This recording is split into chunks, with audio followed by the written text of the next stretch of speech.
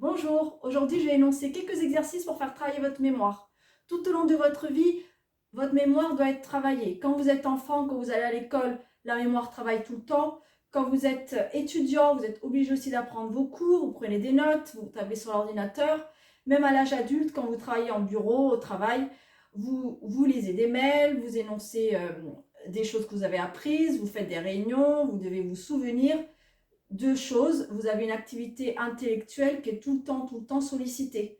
Par contre, arrivé à l'âge vieillissant, vous êtes à la retraite, il n'y a plus cette même activité intellectuelle et on a peur de tomber dans les maladies d'Alzheimer ou autres types de maladies de la mémoire. Donc, je vais vous présenter quelques exercices simples que vous pouvez mettre en place. Vous pouvez trouver plein d'astuces et de jeux déjà en ligne pour tout ce qui est travail de la mémoire. Mais tout simplement, entre amis, n'hésitez vraiment pas à faire des petits jeux, tout ce qui est domino, des jeux de cartes, des jeux de Scrabble. Voilà, tout ce qui vous fait travailler votre cerveau, la stratégie. Voilà, des choses simples à faire en famille ou avec des amis.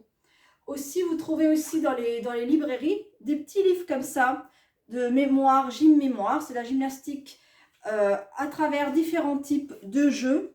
Donc, c'est des jeux de mémorisation avec des mots, avec des images. Ça ressemble un petit peu aux jeux quand vous passez des entretiens d'embauche. Vous savez qu'il faut trouver la logique entre plusieurs mots ou trouver une suite avec des jeux de cartes. Ben, ça ressemble un petit peu à tout ça. Donc ça c'est bien, c'est ludique, vous pouvez le faire dans le train, vous pouvez le faire en vacances, en voyage, vous pouvez le faire tous les jours.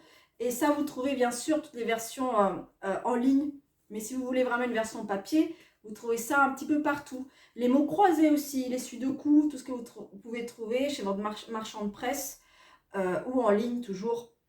Ce que je fais de mon côté dans mes cours collectifs, pour travailler un petit peu la mémoire des personnes, je leur lance un petit peu comme le jeu du petit bac. Vous vous souvenez du jeu du petit bac où il fallait trouver un prénom avec la lettre B, une ville avec la même lettre, un fruit, euh, voilà, un animal par exemple. Donc je ne sais pas si vous vous souvenez de ce petit jeu où on faisait des petites colonnes comme ça. On lance une lettre, B par exemple, et il faut énoncer les prénoms, la ville, le fruit, l'animal. Donc moi je lance plutôt avec les prénoms. Par exemple, je dis Monique, qu'est-ce qu'il y a d'autre comme prénom avec le M? Donc après, chaque participant du cours me donne des prénoms féminins, masculins. Bon, il y a des prénoms des lettres qui sont plus faciles pour trouver les prénoms. Donc ça c'est bien, on peut faire ça avec des animaux, avec des fruits, avec des zones géographiques. C'est vraiment illimité ce genre de petits jeux. Vous pouvez vous le lancer vous-même. Vous n'êtes pas obligé de prendre un tableau et de faire les colonnes. Vous vous dites dans votre tête, bah tiens aujourd'hui l'éphéméride c'est la Sainte-Simone. Il y a quoi d'autre comme prénom avec S? Stéphane, Sophie, Sylvain. Voilà, c'est des petites choses vraiment toutes bêtes, toutes simples. Ça ne vous prend pas beaucoup de temps, mais vous pouvez le faire tous les jours. Mais vraiment à tout âge, n'attendez pas d'être senior et de sentir que vous commencez peut-être à perdre un petit peu la mémoire, ce qui est tout à fait normal hein, avec le vieillissement. Donc vous pouvez le faire vraiment à tout moment, même quand on a une charge mentale très complexe, hein, qu'on commence à sentir qu'on est envahi par le travail, envahi par la vie de famille. À tout âge, on peut sentir la mémoire qui flanche.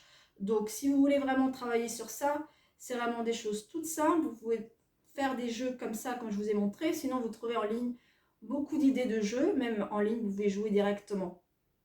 En plus de cela, bien sûr, avoir une alimentation équilibrée et faire attention à l'activité physique. Donc, ne pas être sédentaire, rester devant la télé. Même derrière son bureau, il faut bouger, monter les escaliers, sortir le chien, descendre les poubelles, faire le ménage, s'occuper de son jardin, ou même de son petit balcon. C'est des petites choses de tous les jours, mais il faut rester vraiment toujours en mouvement. Donc j'espère que ces exemples vous ont aidé à voir un peu plus clair et à vous faire avancer dans ce type de prise de conscience qu'il faut travailler sa mémoire à tout moment de sa vie et que vous mettrez en place très rapidement. À bientôt!